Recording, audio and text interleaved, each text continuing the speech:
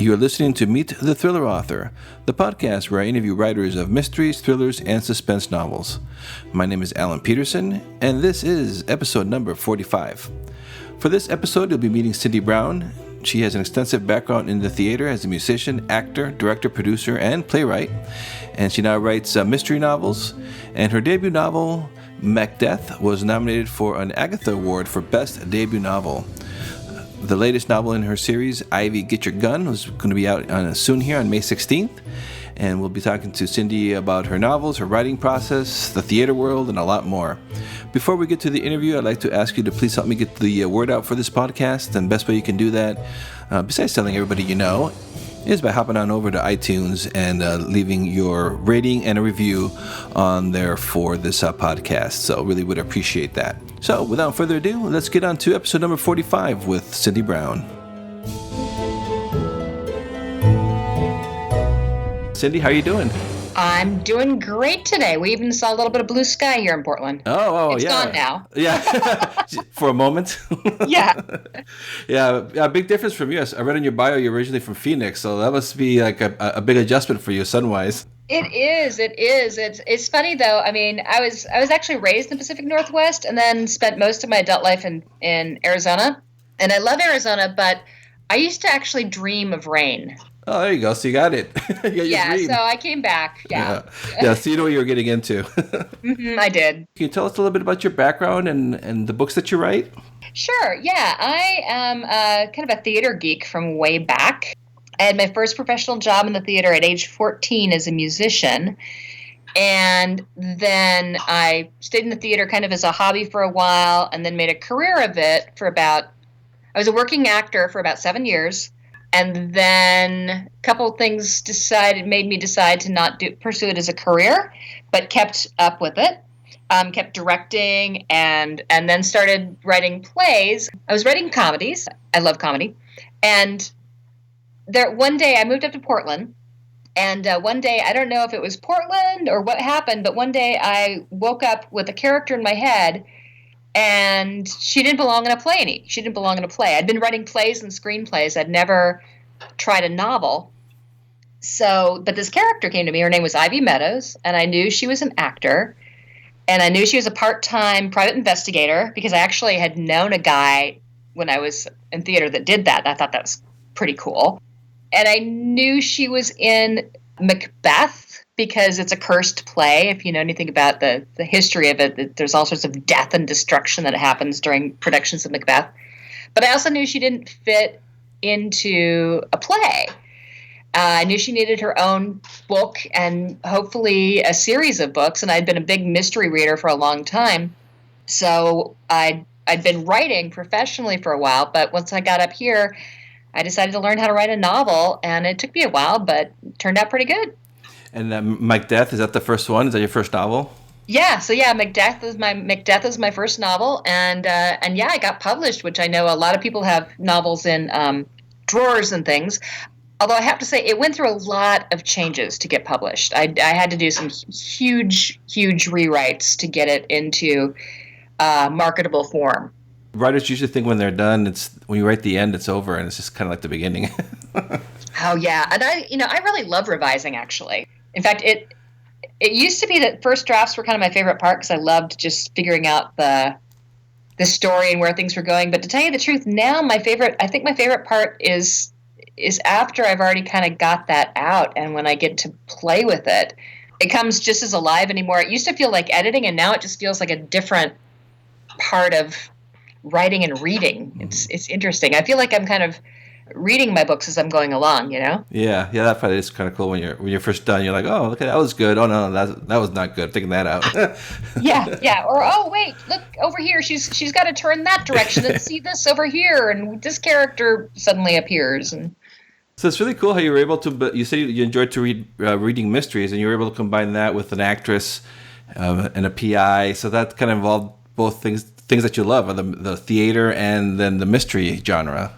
Yeah, and then I'm always been a huge reader. People ask sometimes if I wrote as a child, and I wrote a little bit, but I was really more about reading, and so I just get to combine reading and writing and acting. And not acting, but theater. And it's really kind of funny because the theater influences my writing in a lot of ways.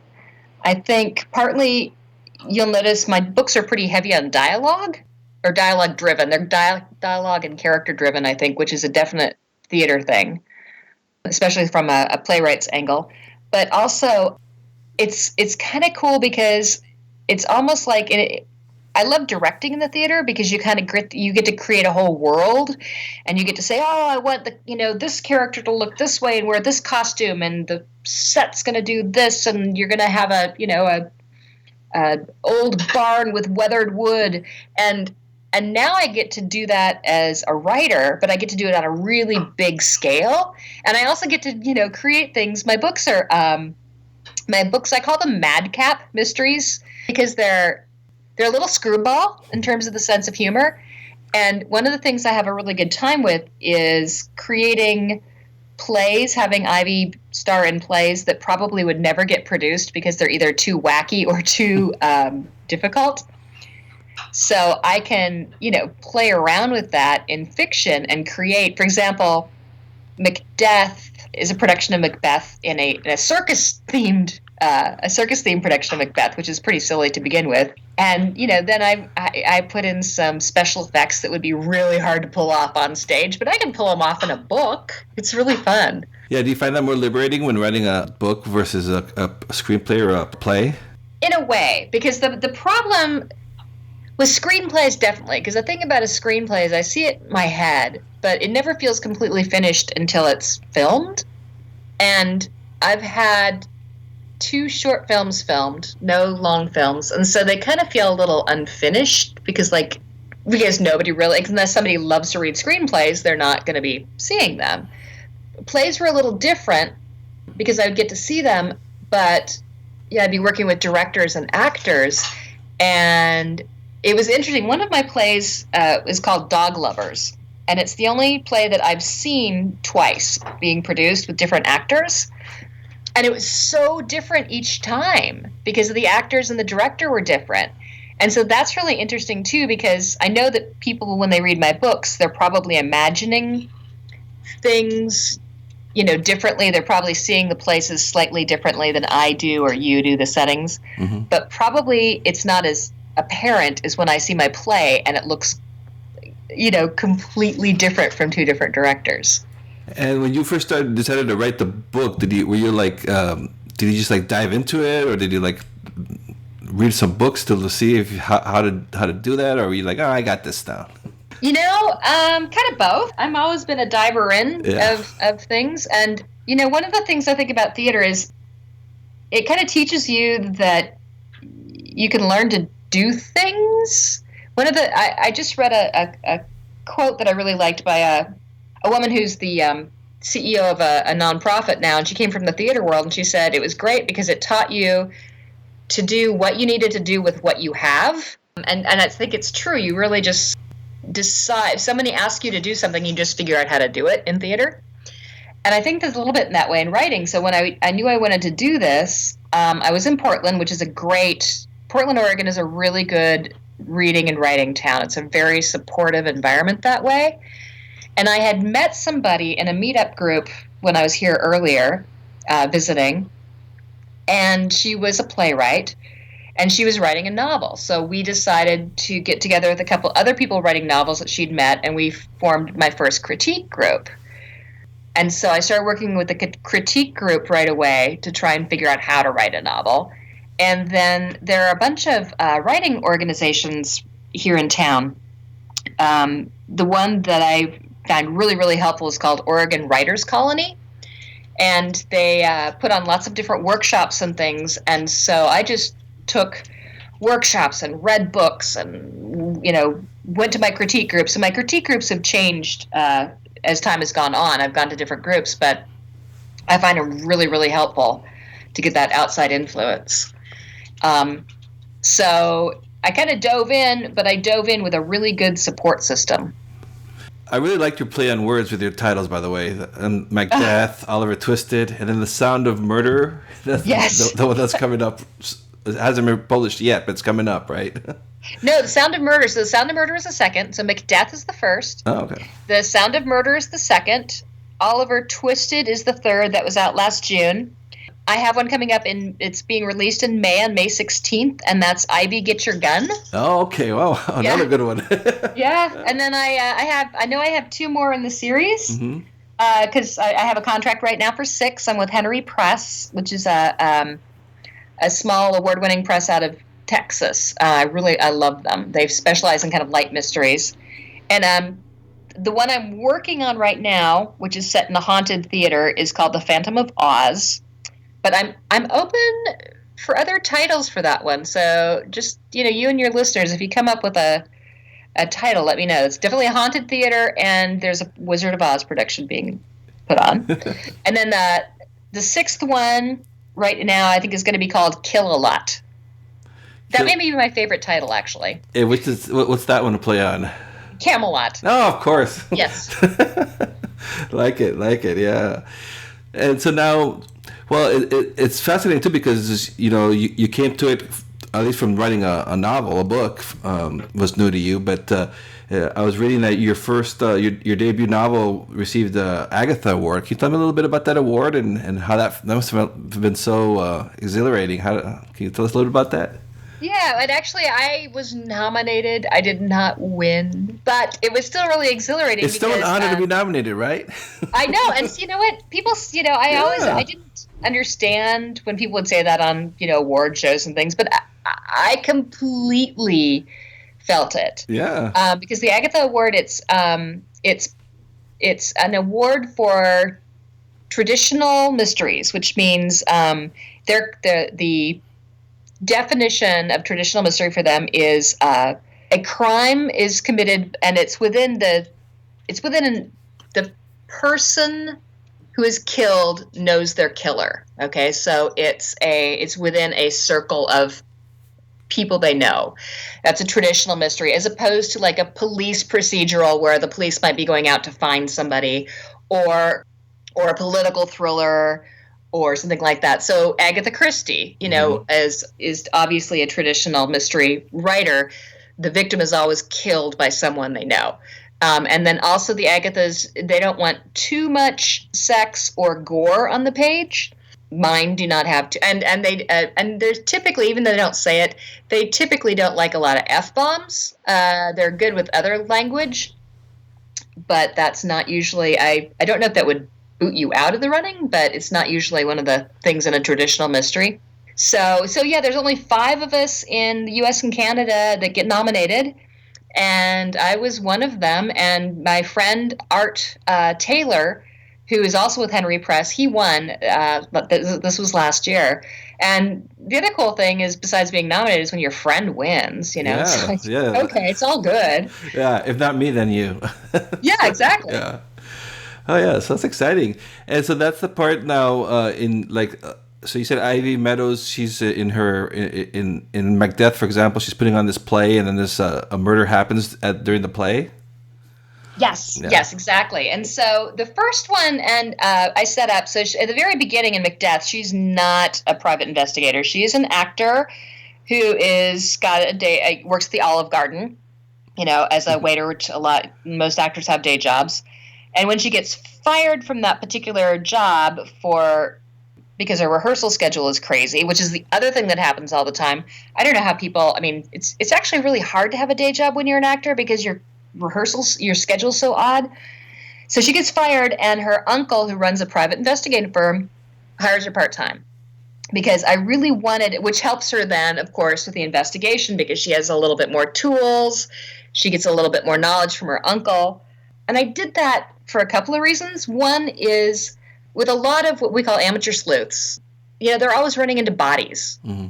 And they call it the Cabot Cove syndrome from Murder, She Wrote. Oh, how everybody in Cabot Cove's had to be dead by now, right? Yeah.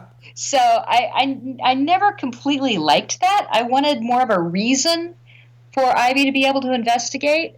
So the nice thing about having her become a PI in training, and then she's going to be a PI she's still working on her license right now, but she should be a PI pretty soon. But the nice thing about that is she can be put into situations which are already problematic. There's already people missing. There's already things going on. She can be called in to investigate. So I really liked that. And I also like the fact that she's not very good at it at first, so that she doesn't have all the tools she needs, which can kind of makes it funnier, I think, for one thing. And then also gives her a place to go in terms of growing through the series. Yeah, and then that's a very good point. You can watch the character develop into a PI from that's very good. And what's and you said at first, humor is an important part of your books, of your series. Yeah. Oh yeah. In fact, I would definitely say. That's if you had to ask me what they are. I call them madcap mysteries set in the off Broadway world of theater. But if you asked me what I was writing, I would say a humorous mystery. I would definitely say that. And the reviews agree with me, so that's good. Yeah, that's a good thing. So now where do you get all your ideas for all these murders going on and the humor? The murders, I can talk about that first. And it's different every book. It's interesting because I have a ton. I'm one of those people that just has a ton of ideas to begin with. If you asked me to come up with 5 book ideas walking 2 blocks, I probably could. But the first one in Macbeth, I knew I wanted to use a cursed play because Macbeth is supposed to be cursed, and so I knew I wanted the play to happen. I had an idea who I wanted to be killed, but I'm not going to tell you. And so that one I just had to kind of figure out, the motivation and the characters and things. The second idea for Ivy Gitcher, or The Sound of Murder, came about because it takes place. Well, my dad was on a posse in Arizona, and I thought this was so cool. What happened is in Maricopa County there was a sheriff who's famous for a while. He's not a sheriff any longer. His name was Joe Arpaio. Oh yeah, the tent guy. Yeah, the tent guy, exactly. And Maricopa County is actually really big, and a lot of it's unincorporated. And he felt like he didn't have enough staff. So he found a law on the Arizona books that said a sheriff could still have a posse, right? And so he established, and I think that they've kept them. The new sheriff has kept them. But I think there are about 90 of them. There's cold case posses and, all these different kind of people that are basically, it's volunteer law enforcement. And my dad, and my mom still works at this one. My dad doesn't, he's not doing it any longer. He was on a posse for a retirement community called Sun City West, which is basically a town. It's 35,000 people, and they have no police station because they're unincorporated, so they have this kind of volunteer police posse, and it's made up of retired guys, right? And women. And so I loved that idea, and I realized for The Sound of Murder, I wanted to have something happening with the posse in Sun City West in this retirement community. So I set the whole thing there, and the murder came about because my dad had said once, he came home for posse duty and said, there have been a lot of suicides lately. We don't usually, my murder mystery brain just went off from there, and of course went, yeah, what if they're not suicides? What if they're murderers? So that was that one. And then Oliver Twisted is weird. Oliver Twisted kind of came from the Dickens, from the story, the actual murder, because I wanted to play with pickpockets because of Oliver Twisted, and I wanted to play with the class structure because in Dickens, and especially in Oliver Twisted, but all of Dickens, a lot of it is, the real divide between the poor and the rich, and then sometimes you get some working class folk in there too. And so I set it on a cruise ship because it's one of the few places that I could think of currently where you had really, people of very different economic realities in the same setting, because you've got the travelers who have enough money to cruise, and then you've got the crew who are often not well off at all and sending money home back to Eastern Europe or, different places where they live. So I thought that'd be really fun to play with. And then really quickly, the next one, Ivy Get Your Gun, which I'm really excited about. I think it may be my favorite book so far. The story of that one was my mom I don't know. Does your mom send you like newspaper clippings? Oh yeah, all the time. She's on Facebook now too, so now it's like now it's right? links, yeah. Yeah, or links exactly. So yeah, she sends both now. She sent this newspaper clipping about a year and a half ago now, and in Tombstone, Arizona, that's where they had the gunfight at the OK Corral, right? Mm-hmm. So they always do these recreations, with actors playing the cowboys, and they do the gunfight at the OK Corral. Well, November of 2015, I guess it was, one of the actors had real bullets in his gun, and he shot the other actor. Ooh. Yeah, and he winged a tourist, and I mean, he didn't kill him. He just shot him, and the guy had to be taken to the hospital, airback to the hospital. But I was like, well, there's the beginning of a novel right there. So Ivy Get Your Gun started off with, that's where the idea for that one came out. It was straight out of the newspaper. It's interesting too. I was looking at your website too, like how when we're writing, how the ideas come from like such weird little places. And I was looking at your website and looking at the best places to hide the body. Now that is fun. So I got to tell people to go to cindybrownwriter.com, and I'll have links and everything, but just go click on best places to hide the body. How did that come about? Yeah. And I do that, and it's really funny. I came up with that several years ago, and I found this really great. I was just walking downtown, and I was like, oh my God, look at that. It'd be a great place to hide a body. And then I just kind of keep looking, and now every place I go, I have people, I try to find places. People send me stuff. People send me photographs from places they've been and good places to hide dead bodies. And I do it every month in my newsletter, so I have a photograph of a good place to hide a dead body every month in the newsletter. And some of them are pretty inventive. Yeah, the ones you have on your website are pretty interesting. Yeah. And my favorite are when people pose. I like to get other authors and readers, to bookstore owners and things, to pose, and that's the best.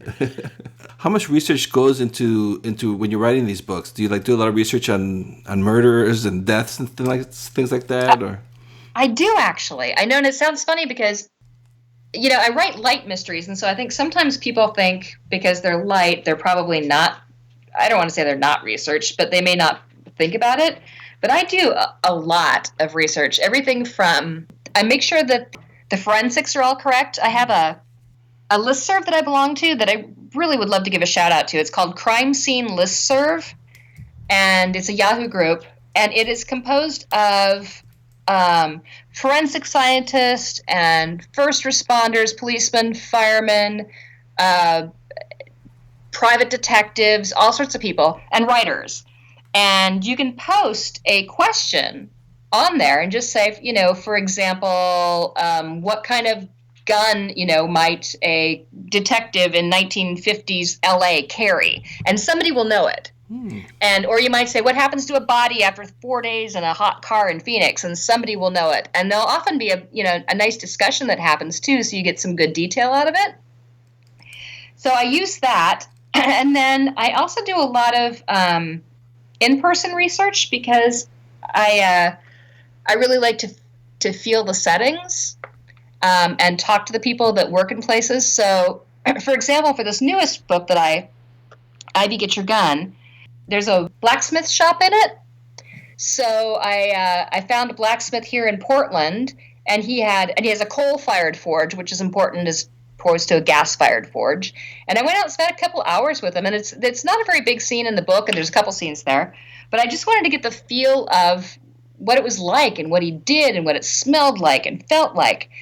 And then sometimes I'm asking really specific questions. Like I went to Ivy Get Your Gun takes place in a Western themed town that's a fictional town, kind of like, Tombstone might be. Or I found this great, there's a town outside Phoenix in Apache Junction called Goldfield Ghost Town, which basically a guy, Bob Schuss, bought this ghost town that had a mine on it and just started building buildings, made it into like a tourist town, right? They recreated different kinds of buildings, and you can go there and, tour a mystery house or go into a mine, or they've got a bordello museum. And so I went out and I contacted him and went, to Goldfield, not just to get the feel of the place, but also to talk to like the cowboy actors and see how they fill their guns and how could you actually exchange, bullets for blanks and those kind of things. So I really enjoy it. I like the research a lot, and I think it adds a lot to my books. Mm-hmm. Yeah, and I think that's so important for readers too, especially nowadays, because they can like comment. Yeah, because they have to. I think especially like in a mystery or a thriller, Mm-hmm. to me, you have to trust that the author's giving you the right information. And if I suddenly read along and feel like somebody didn't do their research or I've got the wrong information, I don't know. It kind of breaks that trust with me as a reader, and I'm not as into it anymore. Do you find that? Oh yeah, it sucks me right out of the story. If something's wrong, it's like, oh wait a second, that's not right. And then Exactly, and I mean, you're back in reality. yeah, and so I'm really careful about that. Oh, and I have a PI that in Arizona because there was a PI on the crime scene listserv, but he said, Arizona is really different. Every state's different in terms of some of the legalities around private investigative work, which I didn't know. And he said Arizona was especially different. I think we've got some interesting laws on the books there. So I just actually went online and Googled a bunch of private investigators until I found one that somebody said had a sense of humor. And I just asked him online if he would, help me out with questions. And he's been great. I've been in contact with him for a couple of years now, and he helps me out a lot. His name's John Hopper, if anybody ever needs a PI in Phoenix. Oh, there we go. Now we're getting some good resources and everything for the listeners. Yeah. And you found people are receptive like that? Like, John, when you asked for help, like you're writing a book, and people are pretty open? People are great. It's kind of amazing, actually, because amazing. I am always a little afraid to call up and tell them, especially because I'm usually going to be, a lot of the time I'll have to say, I really want to talk to you and find out about your profession. And by the way, you're probably going to be a suspect or a killer. Yeah. But people are great. John has been fabulous. I've never met him in person. We've talked a couple of times, and I'm hoping to meet him in person this next trip I'm doing to Arizona. But like Arnon, for the blacksmith here at I wish I had the name. The name is just escaping me right now. Columbia something. He was fabulous. I mean, I expected to kind of go and spend, maybe 20 minutes seeing what a coal-fired forge looked like, and he talked to me for a long time. I mean, I was probably there for 2 hours, and he showed me all sorts of different things. And then he also kind of talked to me about like the philosophy of forging that he has, and it really informed my book a lot. So I find people are really, here's a really other cool thing. So I was, when I was researching Oliver Twisted, it takes place on a cruise ship, but I'd only been on one cruise, and it was like 10 years before, and I didn't have the time or money to go on a cruise when I was doing the book. So I just kind of kept asking around, and finally I found out that Holland America has their offices in Seattle. And so I contacted them and say, hey, when one of your ships is in port, is there any way I could get a tour? Oh. And they said yes. Oh, wow. So, yeah, I had a private tour of a cruise ship in Seattle. It was great. From Holland America. They just took me through the whole thing. And, and I got to get a really good feel for it, and I got to see some places that people usually don't see, like the theater dressing rooms and the, I've lost the word, the medical, not the hospital, what do they call it? It's like, what do they call it on Star Trek? The medical bay? Bay, yeah. Yes, sick bay. Yes, sick that's bay. It. There you go. So I got to see all that. It was great. Oh yeah, it is cool. That would never would have occurred to me to do that. Yeah, I think sometimes as writers you kind of get a little sheepish about asking, but yeah, what's the worst that can happen? I'll say no. So I know, and people are usually kind of excited to talk about if they like what they do, they're usually kind of excited to talk about it. So what's your writing process like? Do you have do you outline the stories thoroughly, or do you kind of write as you go? It's interesting. It's changed with each book. The one thing that I do for every book, I kind of work from dramatic structure. So I have, in screenplay language or an inciting incident, something that kicks off the story, and then a first and second act turning point, something that really shifts, between the first and second act a midpoint, something big that happens in the middle of the book, and then the kind of climax and denouement. So I know there's those different points, and I always know what those points are before I start. And I always spend a lot of time on character. I have some of those notebooks, those composition books, the kind of hardback books, and I usually fill, if it's not all the way full, it's half full before I even start. And a lot of that is work on character. I want to know each of my characters, and I want to know, their motivations and their secrets and what they want and what they think they want, what they really want, and all these, and how they're connected to people. So I do a lot of character background, and then I have those other plot points. And then depending on the book, I find right now I'm writing quickly because I'm under deadline, quickly for me. And so I tend to outline more when I have less time. So, which I find kind of interesting, but because I kind of don't have the time to kind of noodle around and say, now what happens? So I tend to outline a little bit more right now. But I also find if I outline too much, I'm not as, I don't know, I think I have a harder time getting into the zone sometimes when I'm outlining, because I think it's more of a left brain thing for me. Yeah, it takes out some of the fun out of it. Kind of. So not completely, but it's interesting. And like I said, it seems to change from book to book how much of it I do. So, but the one thing, like I said, I always hear those plot points and the characters, and those are really, that's always worked really well for me. And how did the process work for you then? Once you're done, do you send the completed first draft or to an editor, or does it chunk by chunk? No, I have to do a lot of revisions. My first draft is a big hot mess. I mean, it's just, and I am seriously, people think I'm joking, but I'm not. I am seriously the worst typist you will ever meet. I am so bad that sometimes I can't read my typing. So I have to go back. So I usually have a first incredibly, incredibly messy draft. I go back and I clean it up into a second draft and fill in all the transition problems and plug some holes and things, but I make notes as I go along.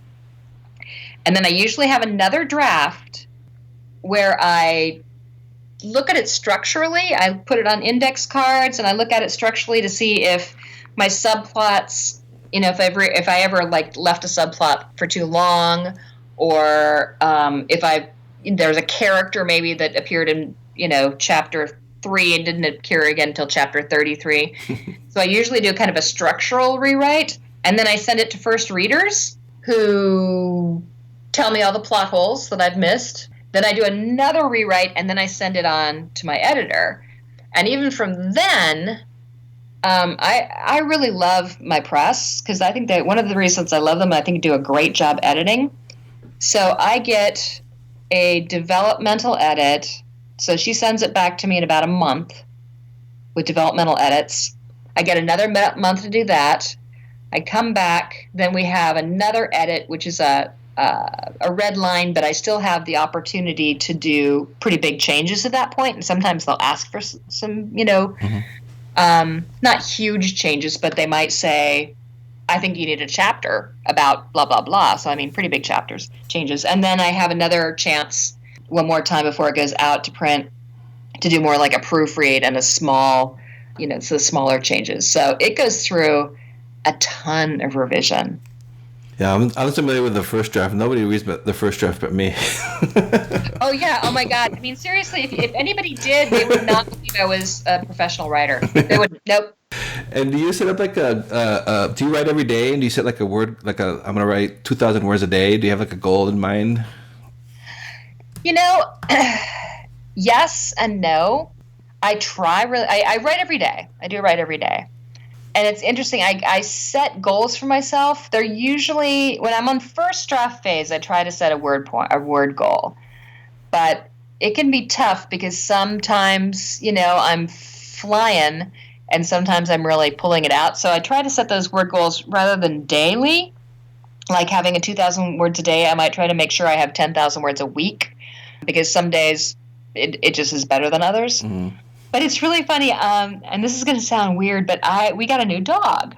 We got a new dog in June, and he's a terrier mix, and he's lovely. He's the sweetest, cutest little dog in the world, and he's also a terrier mix, and he's 2 years old, and he's probably got some Jack Russell in him, and he does not let me write for more than an hour and a half, 2 hours at a time.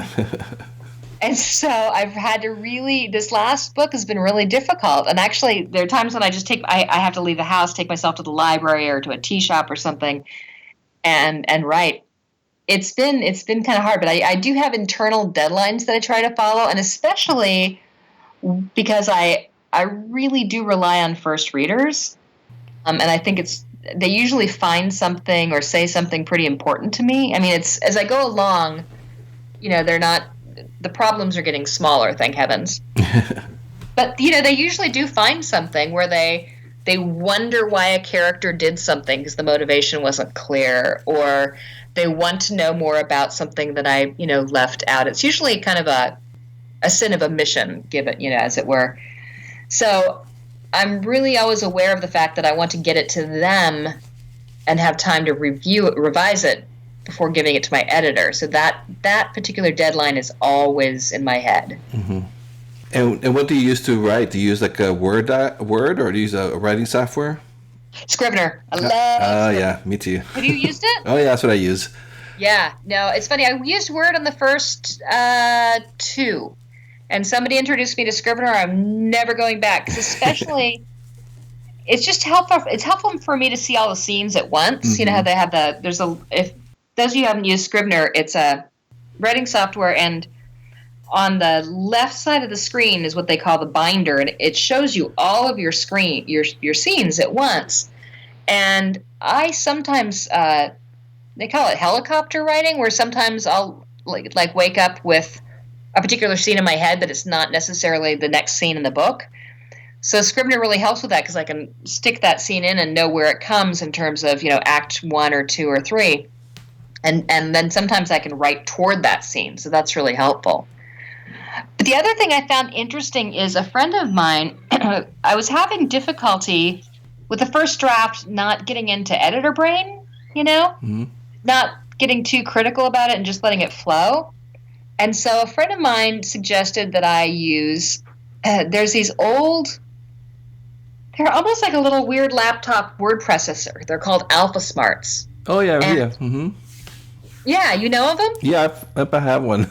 Oh, do you have one? Do you use it? No, I haven't in like a year. Yeah, it works really well for me on first draft, because it's kind of hard to edit on, right? Because there's no mouse. You can't kind of go back and change things. And you can only see, 3 or 4 lines at a time. So I tend to move forward a little easier with it. It tends to it's almost like putting blinders on me and saying, nope, you got to keep going forward. Yeah, that's what had me excited about them at first, especially because it's not connected to the internet, so it's like distraction free. But but there's other distractions. Yeah, exactly. So it didn't work distraction wise as I thought it would. So that's a me thing. Yeah. And so your next book comes out. It's Ivy Get Your Gun, and that comes out in May, right? Yeah, May 16th, and it's available for pre-order right now. Okay. Oh yeah, I'm seeing that on Amazon. It's already available for pre-order. Yep. And I'll have links to that. So, well, Cindy, I'm not going to take much more of your time here, and especially if you have that your dog must be getting a little antsy now. He actually is, yes. My husband has been kind of taking care of him during this podcast. So it's like, But yeah, and I would love to, if people are interested, I think my newsletter is actually pretty fun. People really seem to like it. It's called the Slightly Silly Newsletter.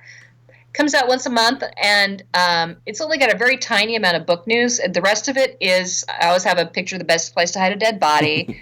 Usually something that makes me laugh. There's usually a quiz. Sometimes it might be like, how did you die in Victorian England? That was one of the later ones. And there'll be a trivia question.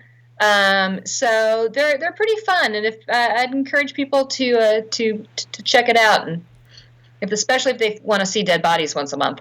Yeah, and they can sign up at your website, which is cindybrownwriter.com. Yes, and it's Cindy Brown Writer because there's lots of Cindy Browns. Yeah, I can imagine you couldn't get that domain. That would be a tough one. Yeah. There's a Playboy Bunny. Oh, really? That's the .com one?